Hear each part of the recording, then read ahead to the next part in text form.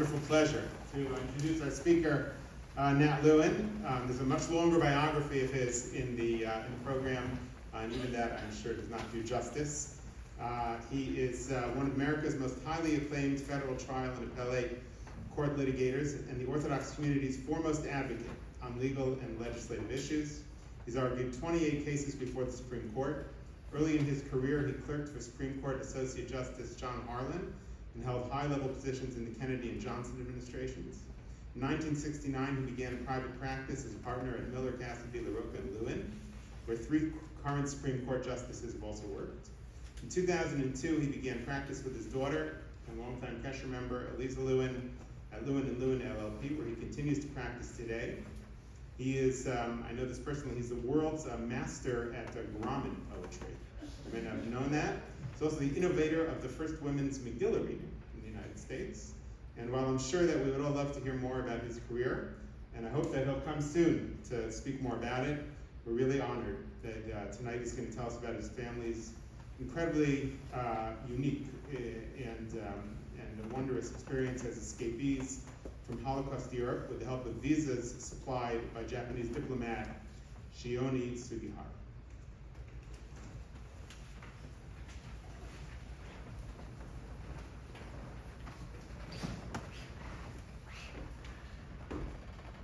Thank you, Rabbi Schaffner.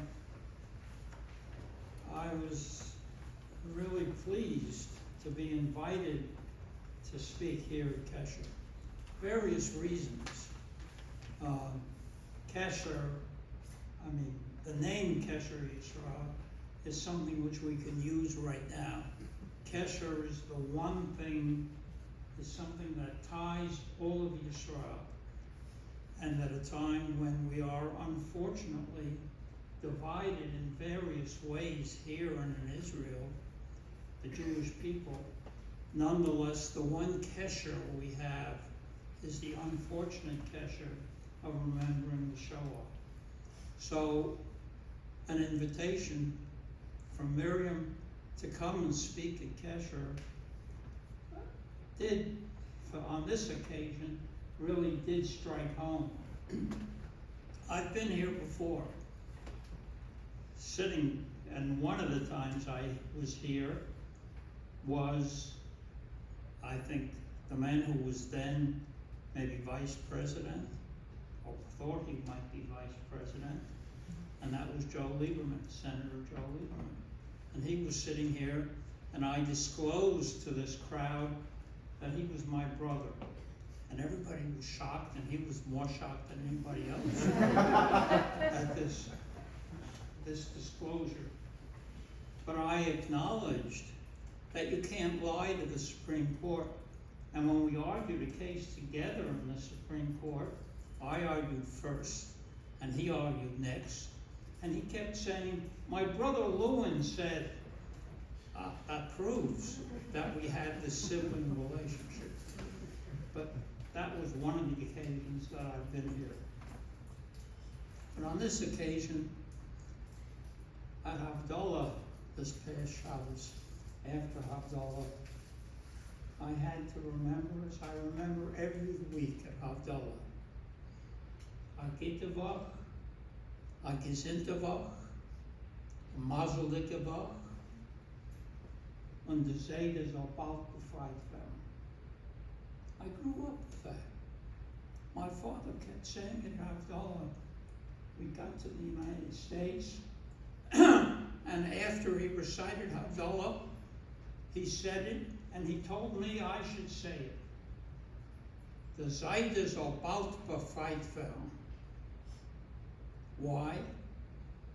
Because my father didn't know that what had happened to his father, the Reisha Rav, the leading member, Orthodox member, really of Polish Jewry in pre-war Poland, the rabbi of Kesher, who was articulate in Polish and could speak it so well. He had taught himself the Polish language. He was in the Polish parliament together with Rav Meir Shapiro, who we all know today was the originator of the Daf Yomi. And Rav Meir Shapiro, as a matter of fact, was the shadchan for my parents. It was when Rav Meir Shapiro went to Amsterdam to collect funds for his yeshiva that he met a grandfather who I memorialized here today, Naftali Sternheim, who was a successful from businessman in Amsterdam, and who told Rav Meir Shapiro, besides I'm sure giving him a very substantial donation, told him that he had a daughter who, as a matter of fact, they had moved to Berlin so that Naftali Sternheim's daughter could go to the University of Berlin. And my mother, Alyza D, attended the University of Berlin and was an amazing person, because not only was she totally committed to Yiddishkeit, but she was modern and read newspapers and read novels and introduced me, of all things, when I got to the United States, introduced me to movies. Amazing thing. That was my mother, and when Meir Shapiro, after he met Naftali Sternheim, went back to Poland and spoke to my grandfather, the Reisha Rav Zecher Tzadik Lebracha, Hashem Yinkom Domo, and told him about this possible shidduch with the daughter of the Dutch businessman. My father, Zechron Lebracha, was adept in Polish, in German, in Yiddish, of course in Ivrit. He got a doctorate at the University of Lvov he admitted to me, without attending a single class. Because you could at that point get your doctorate if you wrote a good doctoral thesis. And all his life he was Dr. Lewin, who had gotten a JD from the University of Lvov. So my parents got married in 1935. They had a common language. My mother didn't know Yiddish. She didn't learn Yiddish in Amsterdam. She knew Dutch. My father knew French, knew German, knew Polish, knew Ivrit, knew Yiddish, but knew no Dutch. So they spoke in German. That was their common language, was German. And they spoke German, and I will mention to you in a couple of minutes just a piece from a letter that my father wrote to my mother in 1941, after we had arrived in the United States, my father and my mother was still back in Kobe because her mother and her brother didn't get the permission that my father got to come to the United States. And he would write to her in German. And they spoke German in the United States until people in the streets said to them, "What's going on? Are you German?" And during World War II, if you spoke German, you were immediately suspect. So they stopped speaking German. And they both learned English. And I grew up as an American, speaking English at home. That was the language we spoke at home. But I grew up in the United States without grandparents until finally my mother's mother, who had not been permitted to come to the United States, but after the war, which she spent in the Dutch East Indies, and you'll hear that story in a minute, she came and lived with us for a while. I was a very protected only child. I was born 1936, you can look it up. My wife doesn't like it if I admit how old I am, but Wikipedia tells it to you if you decide you want to see it. So I was born in 1936. My father, Colonel Larroca, was elected to the City Council of Lodz, which was the second largest city in Poland, because he was well known as the son of the Reiche Rav, Harlan Levin. And the Jewish population of Lodz, which was about 200,000 people, voted him and elected him in 1936, and again in 1938. And as the Jewish representative in Lodz, and this is background for the story I will tell you, he had to defend the Jews in Lodz against anti-Semites who were so open in what they were ready to say and the derogatory statements they were ready to make. My father, who had the very good habit of saving things that he had and maybe seeing to him that they would be published. So he wrote an article about being in the City Council of Lodz in 1937, in which he says, the City Council of Lodz was composed of 97 members elected by the local inhabitants. And he points out that the City Council in Poland was far more representative than the national legislature, the same to which my grandfather was elected, first with a unified Jewish group, and then even separately.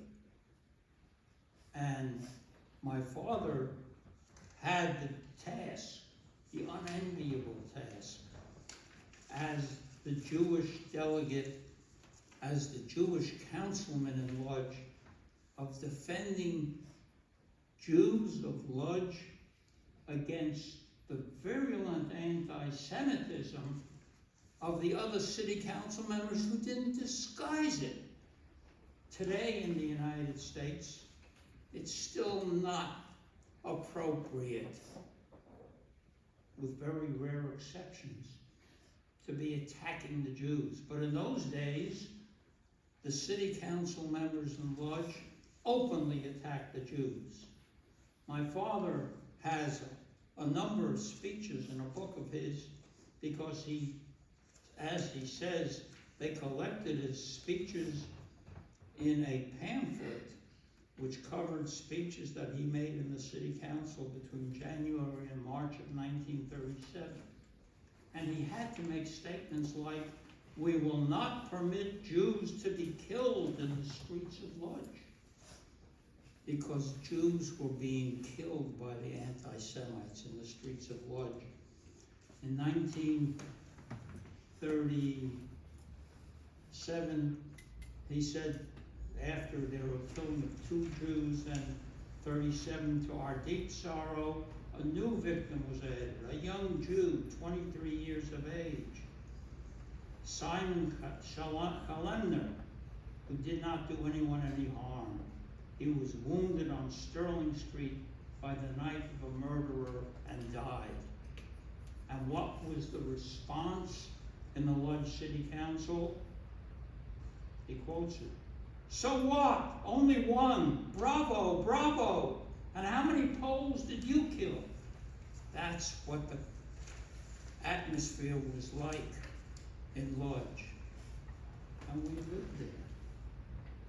We lived there. I was born in 1936. We lived there 37, 38. My mother, Shalom, as I said, she was educated. She read newspapers. And in those days, newspapers told you news, not opinion.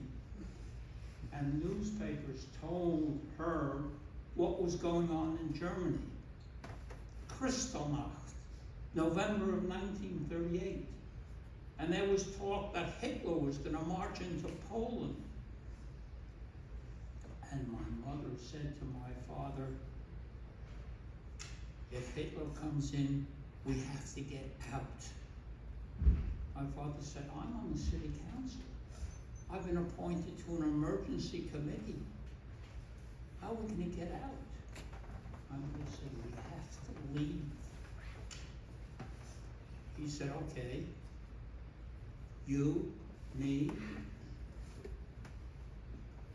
Booby, that's what they called me, Booby, we'll go. And my mother's mother and brother and father were visiting in Lodz at the end of 1939, in September of 39, because Naphtali Sternheim, my mother's father, owned textile mills in Lodz, and he would come with the family to stay with us. So we were all there.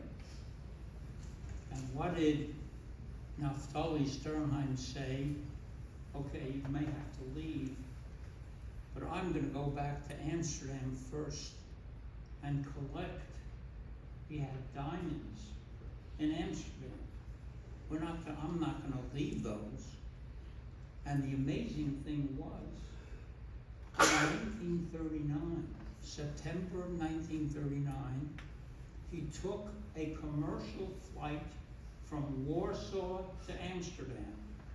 And cousins have told me subsequently that they were present as they were sewing diamonds into his coat so that he could ride on the train to a point by the Swiss border where you could leave the train and smugglers would take you into Switzerland.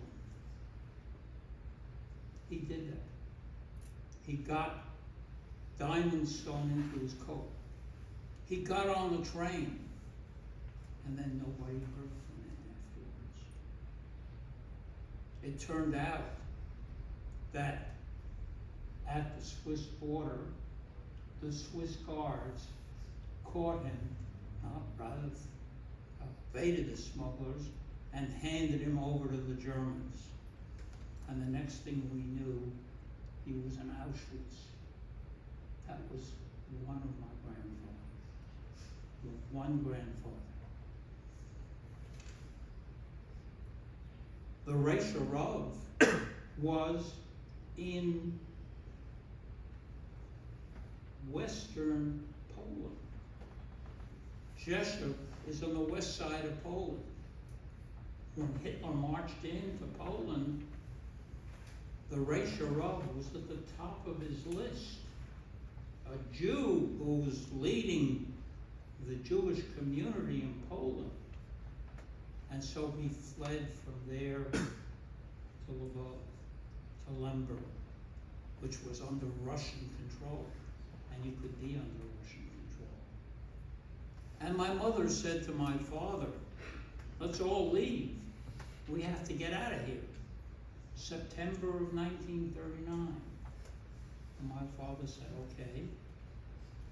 And what did we do? We left as Hitler marched into Poland on my mother's instruction.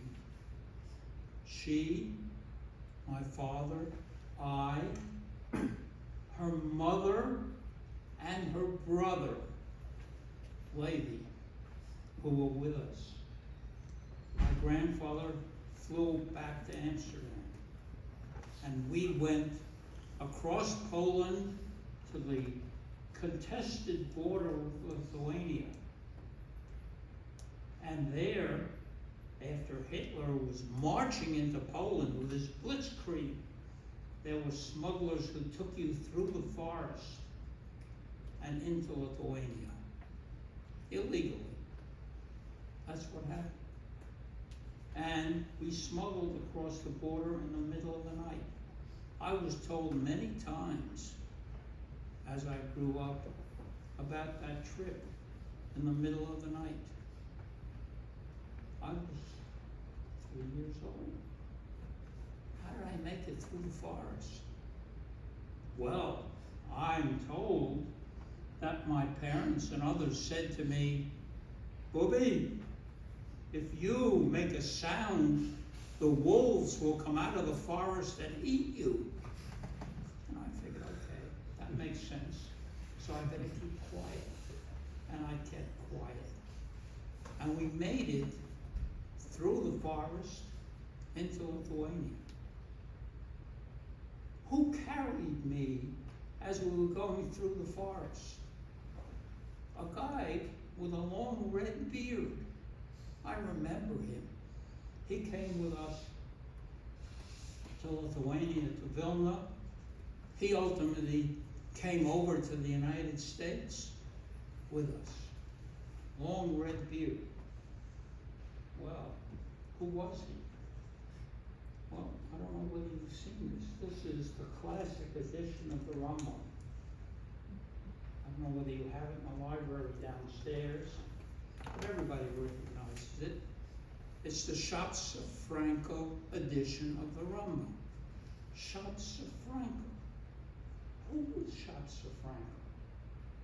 Schatz of Franco was the man with the long red beard. And if you look him up on Wikipedia, you'll see that Schatz of Franco made it to the United States, was a successful businessman in the United States, but his ambition was always to put out a very definitive edition of the Rambam's Mishnah Torah. So he went on Aliyah in 1970. You can look it up on Wikipedia. He's there. 1970. He went on Aliyah to Israel, used his funds to do this monumental work that every yeshiva has on the Rambam. It's the Schatz of Franco edition. It's right there, Schatz of Franco, written down there. He was the man in the red beard who I recall at our home in New York would often visit before he went to Israel. And I remember him because he loved to tease me, and he was the guy who carried me through the forest at the age of 3. My mother, as I said, had read newspapers, and she knew that it was dangerous. And we went into Lithuania and made it to Vilna. There are photographs. I have photographs I can show you afterwards of one of me at a nursery school in Vilna. I guess on Purim, sitting there with the other kids. There were lots of Jews in Vilna, and the question is, were you going to stay in Vilna? And my mother said, no, we can't stay in Vilna. Hitler is marching across Europe. He's going to take over Lithuania. He's going to take over Vilna. We have to get out of here. My father, who had planned to go back to Lodz because he was on the city council, never could make it back because Hitler's army was so competent with its blitzkrieg that it demolished the rail travel back to Lodz. So my father was saved because of the Nazi army's competence in overrunning Poland. But we were in Vilna, and a lot of Jews who had escaped from Poland were in Vilna. Among them was a man who ultimately became, in Israel, a member of the Israeli government, Zerach Varaftig, and other Jews. My mother said at that point, oh, we have to get out of here. Why don't we go? She had been a Dutch citizen, right? So she said, let's go to the Dutch East Indies. She asked the consul of the Netherlands in Vilna, in neighboring, from Vilna to the neighboring city, Countess? what? Countess? Kaunas, that's it, in Kaunas,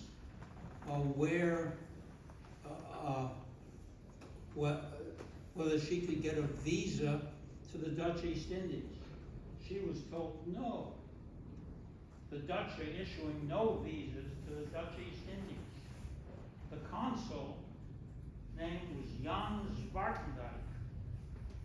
He is now in Yad Vashem as one of the righteous Gentiles, partly because his descendants and I made a big move to get him into Yad Vashem.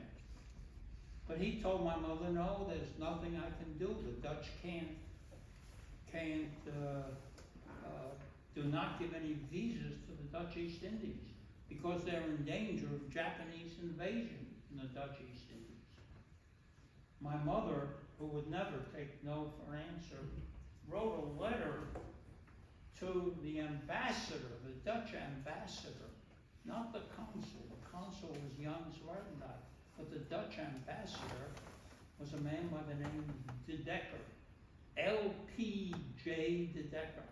I don't know to this day what the LPJ stood for, but Ambassador De Decker told her in correspondence that she had written to him, sorry, no visas. I don't care if you were a Dutch citizen. She wrote back and said, well, what can we do? We're here, it's dangerous. And he said, there's no way we're not issuing visas to any Dutch, any Dutch-owned colony, but if you want, you can go to Suriname or Curacao, which is off of South America, because those, over the Dutch colonies, we don't issue visas there. If the governor of Suriname or Curacao allows you to enter, you can stay there. She said, is that right? You don't need a visa? He said, that's right. She said, well, why can't you just write that into my Polish passport? And here is a picture of her Polish passport. Top left of the. Right there. A picture of Polish passport into which Ambassador De Decker wrote, no visa needed to go to Suriname or Curacao. And my mother said, okay, once I have that, I'm going back to the Dutch consul, to Jan Zwartendijk, and maybe he can copy that into our travel document, which is here, the Leidenbus. Nice picture of my mother and myself and my father. But that was the travel document, because Polish passports were useless. Poland no longer existed. But this was a good travel document. And she went to Jan Zwartendijk, and Jan Zwartendijk wrote on this travel document in French, you don't need a passport to go to Suriname or Curacao. That's right there. And she went with that to none other than the Japanese consul in Kaunas, a man by the name of Chuni Sugihara. He has become among the most beloved of the righteous, the Tzadikei Umos Ha'olam, because he ended up during 1 month as consul there, or they recalled him, writing visas for 6,000 Jews who had fled Poland and were looking to go somewhere. And if you had a Jan Zwartendijk endorsement and went to Chuni Sugihara, he hand wrote a Japanese visa right there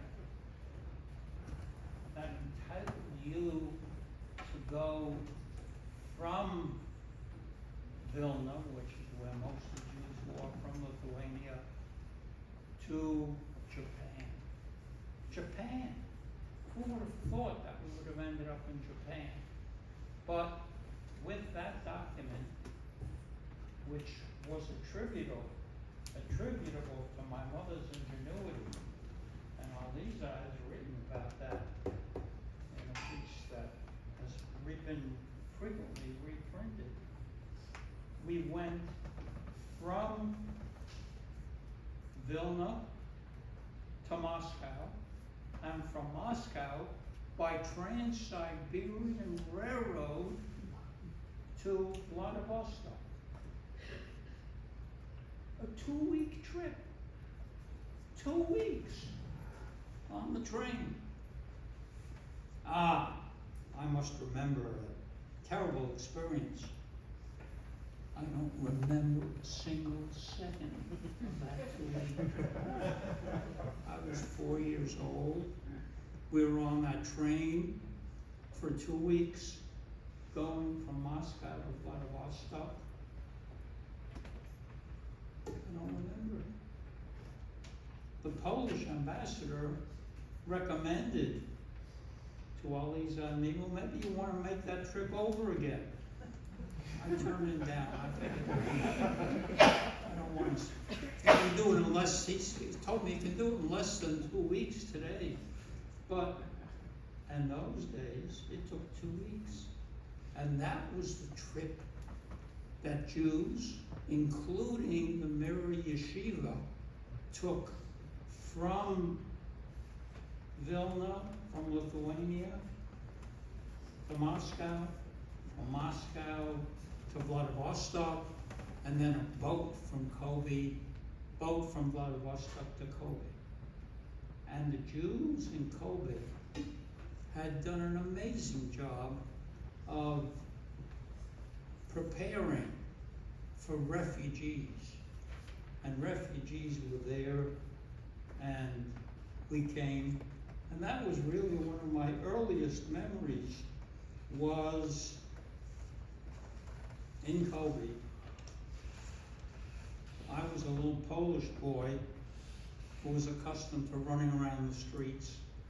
And in Japan, I didn't realize it, but in Japan, you didn't wear shoes indoors. You had to take off your shoes and maybe put on slippers if you went indoors. To a 4-year-old, that was counterintuitive. And one of my earliest recollections is standing on a stairway and being yelled at by the Japanese occupant of the ground floor as I'm running up the stairs in my shoes, and he obviously hears me running in shoes and thinks to himself, all these strangers have come to Kobe and look what they're doing to find Japanese customers.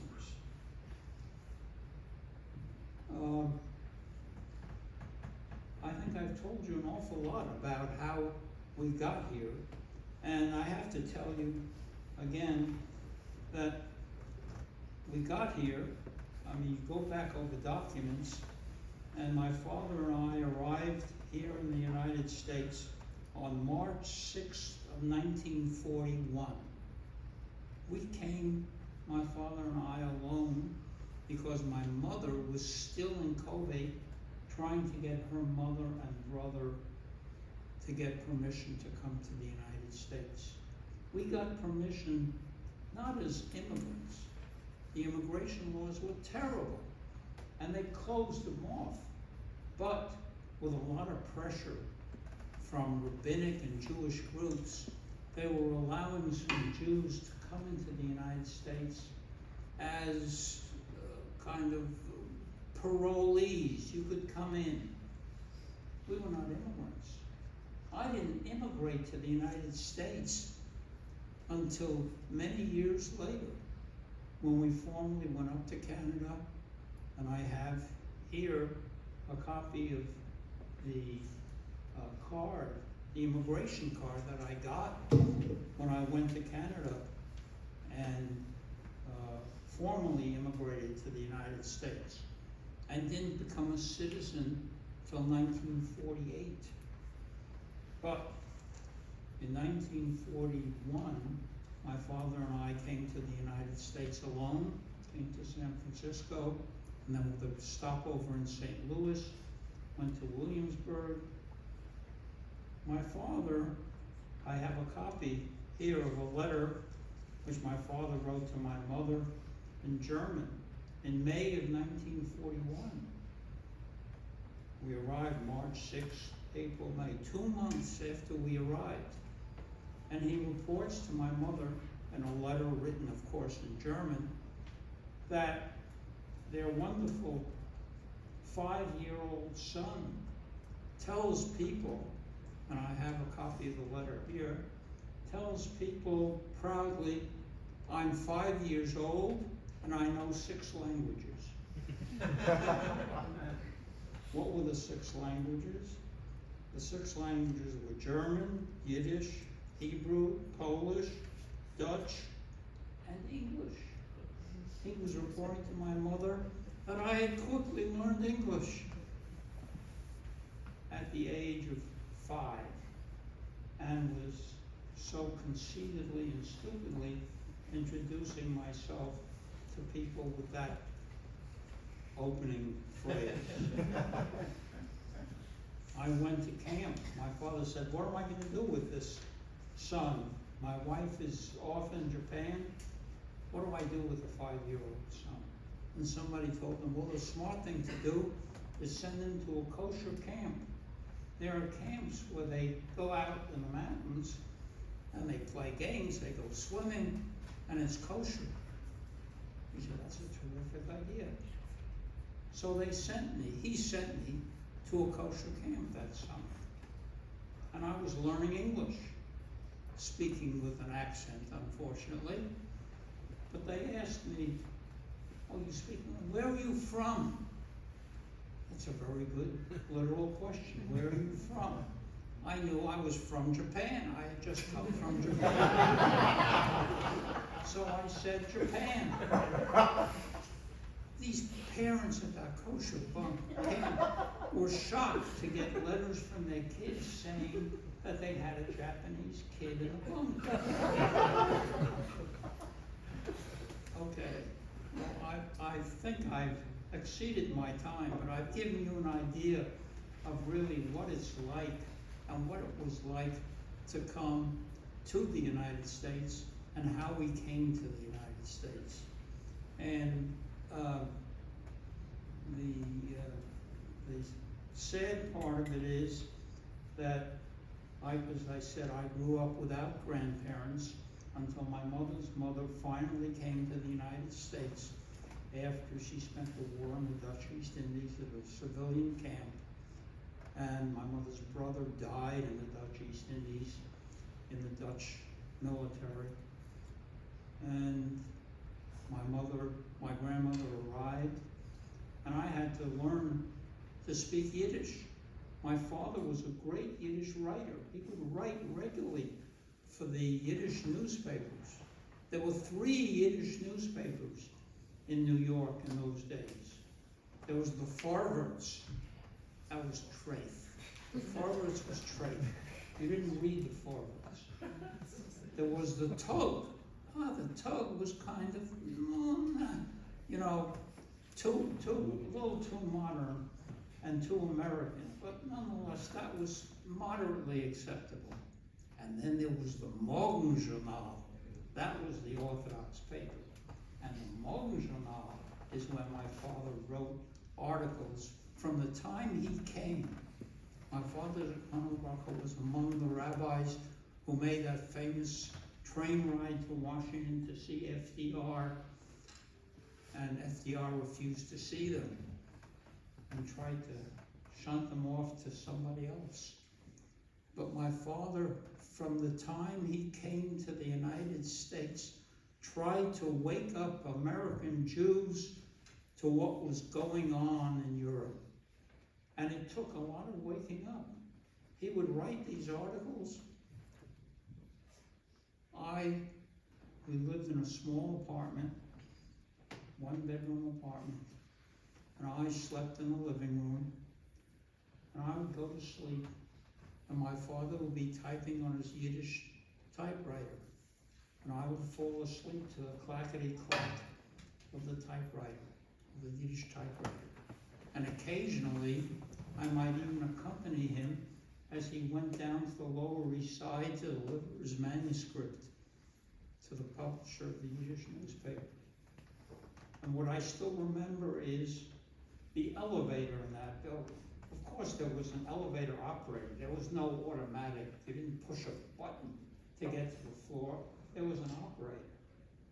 But the operator was not like it was in our modern building on the west side. The operator didn't just kind of move a handle to move it up and down. The operator pulled the cord. You pulled the cord, and when you pulled the cord, the elevator went up. So the elevator operator would be there and pull the cord, and we make our way up to the floor where my father could deliver his Yiddish newspaper. I've told you, I guess, in the time that I have, a little bit, really, of the story that we went through with regard to the Shoah. I can't really sit down in this place particularly without at least sharing with you a very brief Torah thought that the Reish Rav had on this week's Sedra.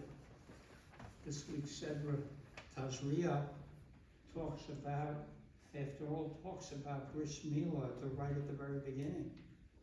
And the question is, with regard to Bris Milah, and there's a Gemara that talks about this, if it's desirable to have a bris, so one of the secular philosophers asked Rav Hoshia, I think, if it's desirable to have a bris, why aren't men born circumcised? Why does HaKadosh Baruch Hu tell you to have a bris at 8 days old?